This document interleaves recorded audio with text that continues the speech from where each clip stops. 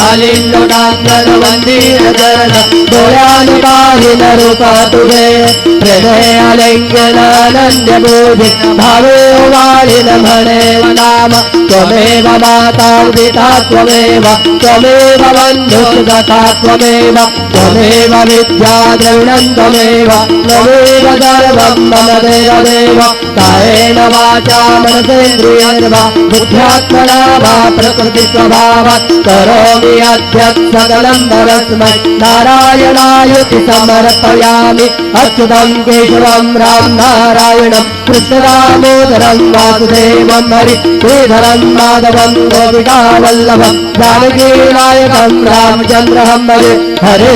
राम राम राम हरे हरे हरे कृष्ण कृष्ण कृष्ण हरे हरे श्री गुरुदेव दत्त अनंता तुला ते कसे रे स्तवावे अनंता तुला ते कसे रे नमावे अनंता मुखाचा शिणे शेषदाता नमस्कार साष्टांग श्री साईनाथा।